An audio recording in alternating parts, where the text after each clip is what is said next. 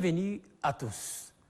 Fidèles téléspectateurs, merci d'être au rendez-vous de votre magazine Tribune des Armées, réservé aux forces de défense et de sécurité, prêts à l'embarcation. Attachez vos ceintures. Tout de suite, l'info des armées.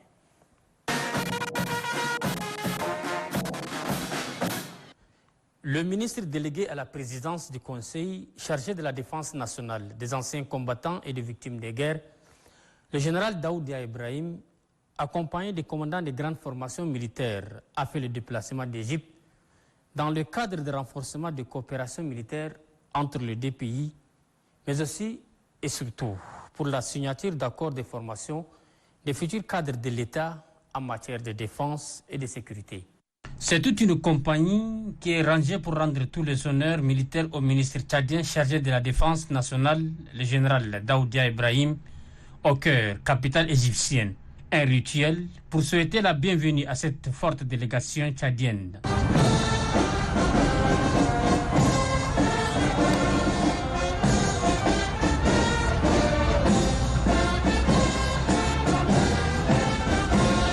Après les rituels, le général Daoudia Ibrahim, accompagné du chef d'état-major général des armées, deuxième adjoint du général Touf Abdoulaye Issa et des commandants des grandes formations militaires, a eu des échanges fructueux avec son collègue le général Mohamed Zaki, commandant des forces armées, ministre de la Défense et de la production militaire. Le ministre effectue des visites dans le cadre de renforcement et de signature d'accords de formation des futurs cadres de l'État en matière de défense et de sécurité.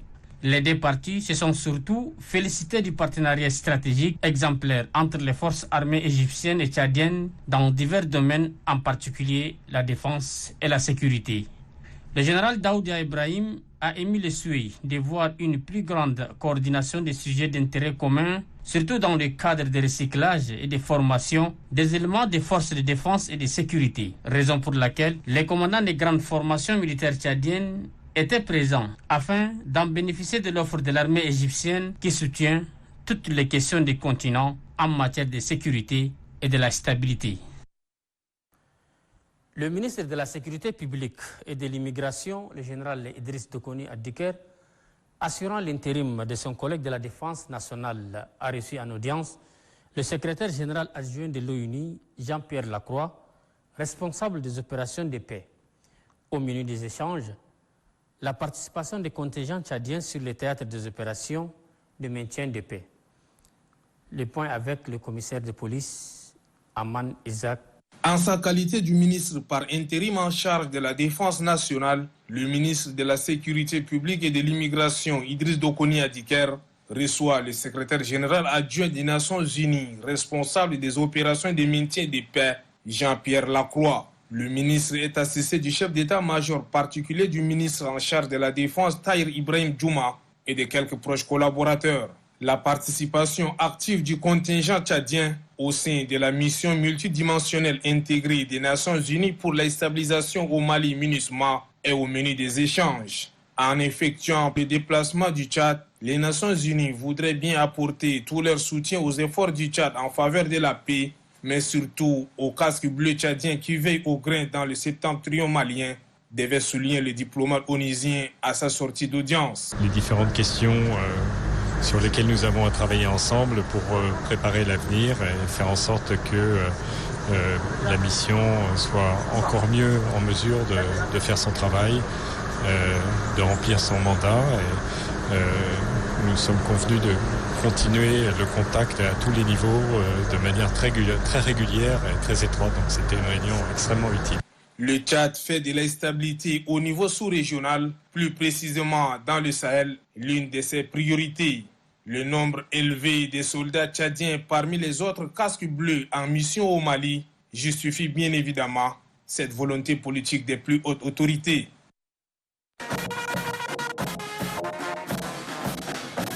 Le vice-président de la commission mixte de désarmement, le général de division Jonta Marcel Houenanti, et le chef d'état-major de l'armée de terre, le général de division Abdallah Mohamed Abdallah, représentant le chef d'état-major général des armées, ont honoré de leur présence la cérémonie de présentation des armes saisies lors des opérations de fouilles à l'intérieur du pays. Le butin a été présenté à cette occasion. Suivons les temps forts.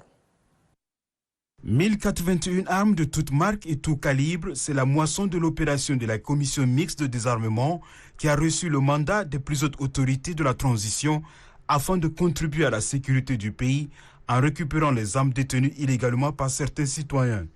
L'événement est de taille car le vice-président de la commission mixte de désarmement, le général de division Djonta Marcel Onanti et le chef d'état-major de l'armée de terre, Abdallah Mohamed Abdallah, ont donné un tonus à cette noble opération de présentation.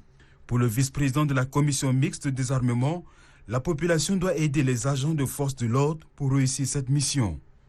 La commission mixte de désarmement, mise en place depuis le 15 juillet 2021, a mobilisé toutes les ressources humaines, financières et matérielles mises à sa disposition par les plus hautes autorités de la transition pour mener les opérations dans toutes les provinces de notre pays.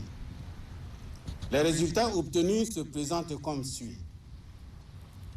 Lors des précédentes cérémonies, 3 972 armes saisies et présentées sont déchargées à la Direction générale de la réserve stratégique. Pour ce matin, nous voudrions encore vous présenter 1081 armes de toutes marques et tout calibre saisies des mains des personnes non autorisées à en détenir. Soit au total 5053 armes saisies au bout de 10 mois. Nous appelons à l'attention de tous les responsables administratifs, militaires et judiciaires de nous faciliter la tâche confiée par les plus hautes autorités à désarmer ceux qui n'ont pas droit à détenir les armes de guerre, car la sécurité des personnes et de leurs biens est la priorité du président du Conseil militaire de transition, le général Mahamat Idriss Déby Itno. Créée le 15 juillet 2021, la commission mixte de désarmement a déjà enregistré plus de 5053 armes de toutes marques et de tout calibre en 10 mois d'opération de terrain. Sa mission se poursuivra sur toute l'étendue du territoire dans le but d'assurer et favoriser la circulation des biens et des personnes.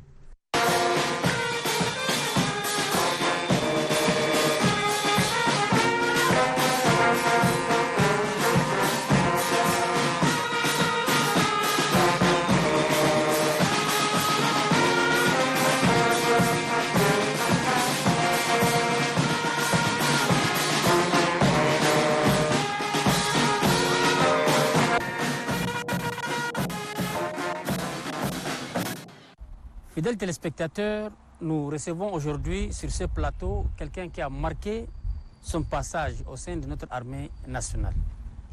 Il fait partie de ceux-là qui ont transformé nos véhicules de transport en des véhicules de combat. Il est avec nous pour nous parler de ces techniques et l'héritage qu'ils ont légué à l'armée. Lui, c'est le général de brigade Baïkar Ramadan Moscou. Bonsoir mon général. Bonsoir. Mon général, parlez-nous un peu de votre parcours. Je m'appelle Ramadan Barkay Moscou. Je suis né à Bardaï et j'ai poursuivi mes études primaires à Bardaï, secondaires et supérieures ici à N'Djamena. Donc je suis presque un enfant soldat, puisqu'à très bas âge, j'ai suivi les combattants et dans toutes les guerres, dans toutes les opérations. Et jusqu'à ce que les années 78, 79, jusqu'à les attaques de Faya, dans les années 80, d'Indiamena, et tout ça, je me trouvais tout à côté. Donc, j'étais responsable, dans un premier temps, responsable de la compagnie de Bardaï. D'ailleurs, en Libye, dans les années 78-79, j'étais opérateur radio 78-79, j'étais responsable de la compagnie de Bardaï. 79-80, j'étais responsable du sous-groupement du Tibessi. Dans les années 80, j'étais effectivement 81, j'étais le chef d'état-major des FAP et en 82 jusqu'à 90 à notre sortie. De 82-83, j'étais responsable du B2 au niveau de l'ANEL dans la zone reculée. Et en 84, j'étais responsable de B4 au niveau de l'ANEL, dans le nord du Tchad. Donc en 87, 86-87, j'étais chargé des missions du président du Gound, Gokoni Wedei. Et dans les années 88, jusqu'à 92-13, j'étais responsable de PAM au BET. Et en 94, mon premier poste, j'étais comme jeune été, premier adjoint, non deuxième adjoint plutôt. Et j'étais nommé au grade de lieutenant-colonel aussi en 92. En 92, j'étais nommé au grade de lieutenant-colonel. Donc c'est en 94 que j'étais nommé comme jeune été, deuxième adjoint. Et en 95-16, j'étais nommé coordonnateur au niveau du ministère de l'Intérieur. 98-19, j'étais nommé directeur de l'administration au niveau des CIM, au niveau de l'état-major général. Et en 2000, j'étais nommé conseiller au chef d'état-major général de l'armée. Et de là, j'étais fait une demande de détachement au ministère des Finances.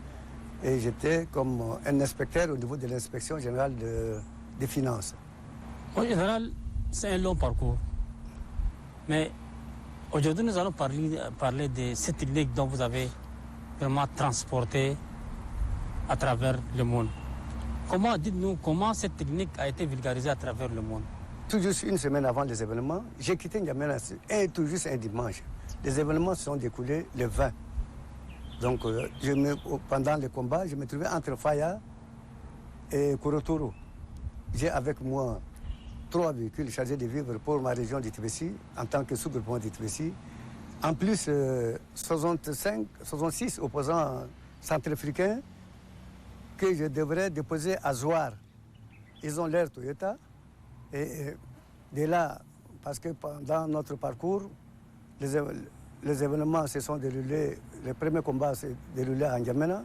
Ils ont fait des messages dans toutes les bases arrières demandant à tous nos commandants de quitter immédiatement pour N'Djamena. Donc le premier groupe, surtout la compagnie de Bardaï et des Zoumouri, et ceux de Zouar, de Our, tout ça, je les ai rencontrés à Zouar. Tout juste au moment où on arrivait, ils étaient déjà prêts à rentrer à N'Djamena. Donc j'ai remis mes 66 combattants centrafricains au commandant de compagnie des Zouar qui se nomme Allahi Landaï. Je les ai confiés. Et de là, eux, les centrafricains, les capitaines, les responsables du nom bureau, il m'a dit, bon, mon frère, nous, comme nous devrons voyager en avion, vous pouvez retenir le véhicule, cette Toyota. Ça vaut la peine parce qu'on ne peut pas garder ici. Donc j'ai eu la chance de prendre cette Toyota et retourner avec mes éléments. Arrivé jusqu'à Zouar, parce qu'au cours des routes, on était obligé de passer la nuit, puisque tout le long du parcours, on devrait continuer, mais ils ont dit qu'on devrait dormir. J'ai dit pourquoi? Parce que le camion sur lequel est monté le 14 n'a pas de phare. On était contraints de dormir. Et le matin, on a quitté et arrivé à Faya. De Faya, au lieu de réparer les phares, de tout ça, et au niveau de N'Djamena, on nous demande de quitter immédiatement. Il y a Alachi Galima, général, qui est maintenant responsable du service de la transmission. Il nous demande de quitter immédiatement. Donc on était obligé de quitter le même jour Faya pour N'Djamena. Donc au coucher du soleil, on était toujours obligé de dormir. Alors tous les parcours, on faisait au coucher du soleil, on dormait à cause du camion qui transportait les 14. Et à chaque localité, nous avons des messages quitter immédiatement sur N'Djamena. Arrivé au niveau du Moussoro, alors nous avons eu des véhicules civils qui disent, mais on les connaissait les propriétaires, avec des Toyota, ils ont 4-5 Toyota. Ils disent, mais voilà, nous voulons rentrer à N'Djamena avec vous. Et si vous acceptez, on peut prendre vos combattants, tout ce qui est nécessaire avec nous. J'ai dit, mais voilà, ça c'est bonne affaire, une bonne chose. Les 14-5 amenés, on va essayer de mettre dans une de leurs Toyota. Donc on a mis dans une Toyota civile et on a amené ici à N'Djamena, tout en remettant le camion Unimog à un de nos collègues qui s'appelle Edj Mahamat. Je lui ai demandé de quitter immédiatement, soit passer la nuit et nous rejoindre le lendemain. Alors, arrivés à N'Djamena, les commerçants ont déposé leurs 14-5 à terre et ils sont partis avec leur véhicule. 48 heures après, l'UNMOG installé, le 14 n'apparaît pas. Et les utilisateurs se posent des questions. Qu'est-ce qu'on peut faire?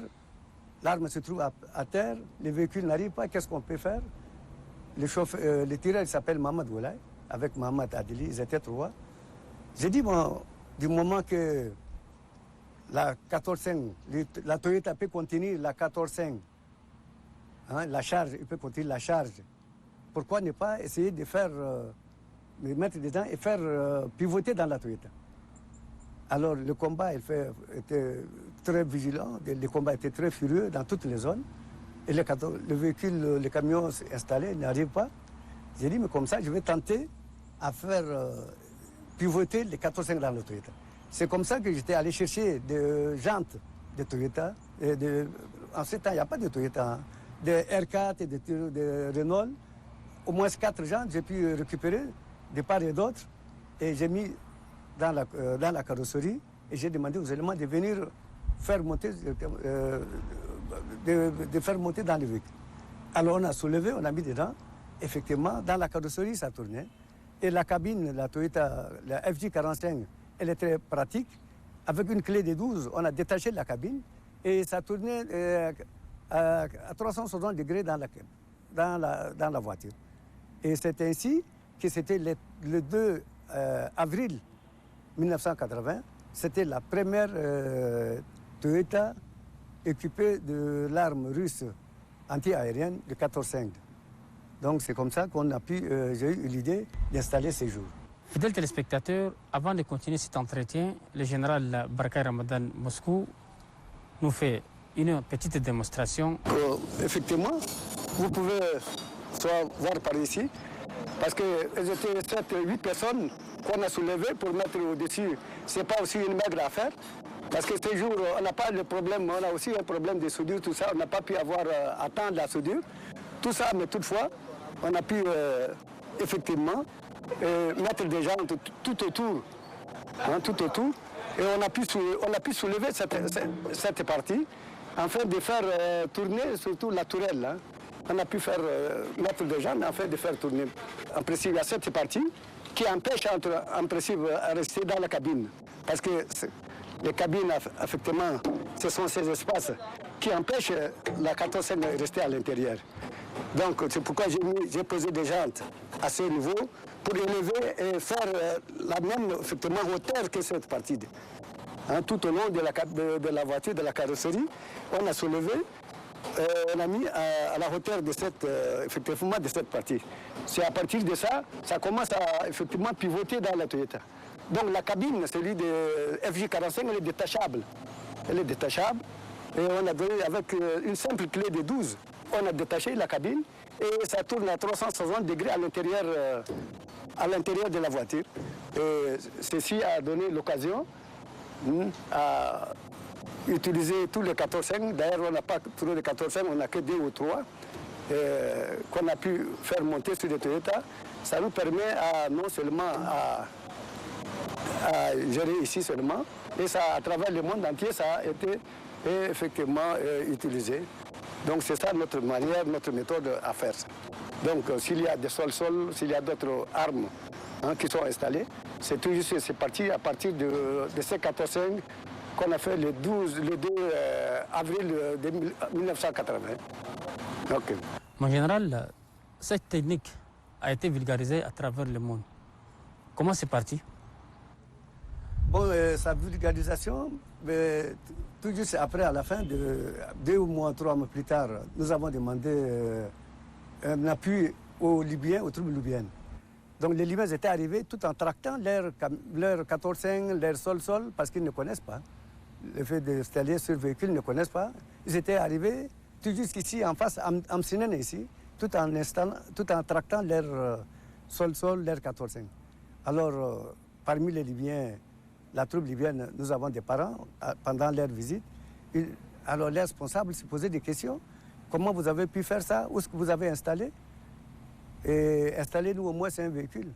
Donc c'est ainsi qu'ils ont amené ici à l'atelier Setuba qui se trouvait en face des camps à la base à Djikoussi, hein, ils ont allé l'installer au moins sur une 14-5.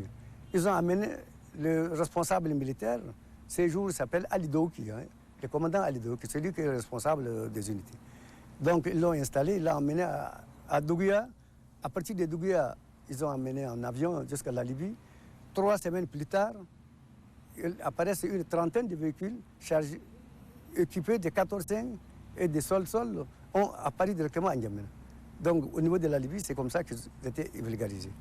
Et en dehors de la Libye, et surtout jusqu'au Moyen-Orient, ça c'est quand le président, l'ex-défunt Hissène Habré était allé en Irak, parce que les Irakiens, avec les Iraniens, ont 6 années de guerre. Et le président Hissène a visité la troupe irakienne. Alors ils sont là derrière des tranchées de milliers de kilomètres, tout en posant leurs véhicules, leurs canons, et minant, tout juste devant. Alors Hissène a dit cette manière donc, que vous faites, l'Iran risque de vous attaquer, de reprendre jusqu'à Bagdad, la capitale. Hein.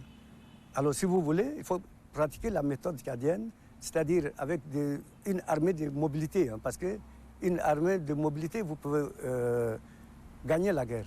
C'est ainsi qu'ils ont amené des spécialistes comme, je connais un, il devrait venir avec moi, il s'appelle Adam Abdelkerim, il est directeur de conseiller, au niveau de conseiller matériel là, au niveau de la GNT. Il devrait venir avec moi, il n'a pas pu nous rejoindre. C'est l'un aussi des témoins oculaires, donc il n'a pas pu rejoindre. C'est comme ça, ça allait jusqu'en Irak et ainsi de suite partout dans le monde. En général, est-ce que l'usine de marque Toyota reconnaît-elle cette initiative jusqu'à là?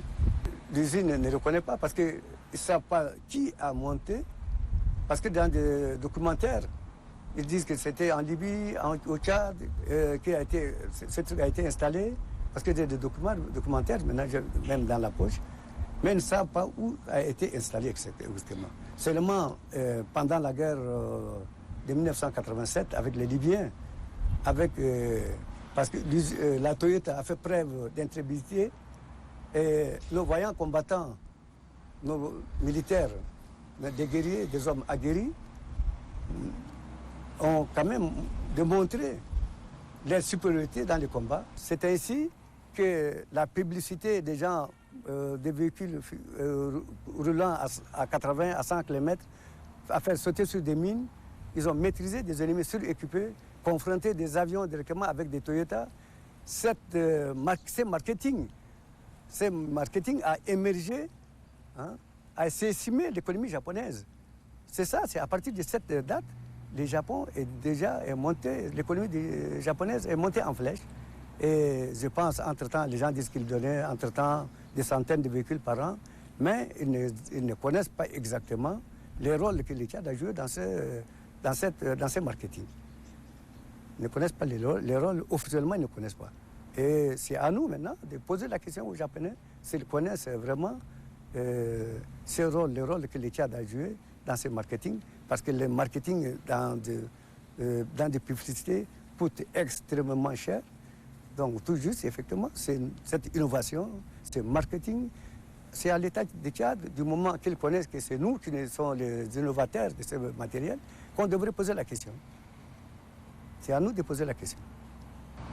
En général, quel est votre message? Si vous connaissez déjà vraiment qu'il n'y a pas une action positive, quel est votre message à l'endroit de cette usine ou à l'endroit de ce monde qui utilise actuellement Toyota comme véhicule de combat à travers 14-5? Toyota est devenu un outil de guerre. Avant les années 80, hein, jusqu'à même 82, 83, Toyota n'a aucune confédération. Dans toutes les unités, dans toutes les grandes formations, partout dans le monde, les gens n'en parlent que de Land Rover, qui est la Land Rover un véhicule économique, très résistant. Donc partout dans les unités militaires, on n'en trouve que des Land Rover. Mais après les années 87, maintenant, on ne voit aucune Land Rover partout ailleurs, partout dans le monde. la Toyota est devenue un véhicule offensif, une unité de guerre que n'importe qui peut mener des guerres sur une petite distance comme une longue distance. Donc c'est ça, à partir de ça, et l'État et nous, et l'armée surtout, et moi qui ai innové, nous devrons faire des démarches auprès de l'usine Toyota pour quand même pour que nous soyons dans nos droits. Que nous soyons dans nos droits. C'est ce que je propose. En général, on vous remercie pour votre intervention. Le général Barkay Ramadan Moscou a initié quelque chose. Écoutons quelques témoignages de ses compagnons qui l'ont assisté. À l'époque, vous savez, nous avons des relations avec Patassé. Patassé nous a envoyé ses partisans. On les a fait loger au niveau des Sénémavok. Et puis, on les a réquisitionnés pour le nord, pour la Libye. Et effectivement, nous avons trouvé la voiture Toyota sur laquelle ils sont partis. Bon, c'était vers le mois de février ou autre. Curieusement, vers le mois, je ne me rappelle pas bien, mais à la guerre de 80, vers mars, le camarade de Moscou est revenu avec le même véhicule, déformé. Il a mis une 14-5. À l'époque, nous tirons les 14-5 derrière les Toyota. Mais cette fois-ci, il a fait une rénovation. Il nous a créé quelque chose de très intéressant. On a vraiment utilisé tous nos Toyota dans le même sens. Et puis même les Libyens nous ont demandé à équiper leur Toyota aussi de la même façon.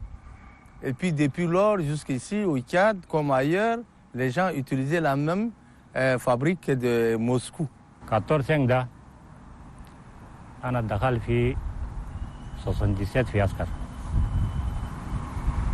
جيت في بارداي وكو بارداي ليبري دا في وقت دا après أنا شغل دا خطب جاي في تيت عند بيني جاي يكرو يربطوا في ورا وتير 14 دا جاي يكرو خلاص بكان دا جابا خطو تيت بكان دا nada way inda experience masha ho kul formé fi Libye nada sole na kura na 14 pendant 3 mois fi 3 شهر da mom da shunu way ko mom mana luba fi 14 gay da way alla mona خلاص min da jusqu'à ana gay fi escadron lahadi guerre na 80 gama 14 da jawa min bardai على من بردا جوهني شغل دك يكرين ده بكان عندي تدرى كل ما في حرب ده ما تقدر تكرر خلاص جنرال ده سوا اكسبيرينس انا في فكره انا ماشا خما ياندر رفنا خدنا في اللوبوتويتا ده مش اللي عندي تدرى كل يلف بس خلاص في بكان ده عالم كله وتشادين كله في بكان ده بس الله. Fidèles téléspectateurs, c'est avec cet entretien que nous a accordé le général Barkay Ramadan Moscou que votre émission prend fin. Bonne suite des programmes sur Télé Tchad. Bonsoir.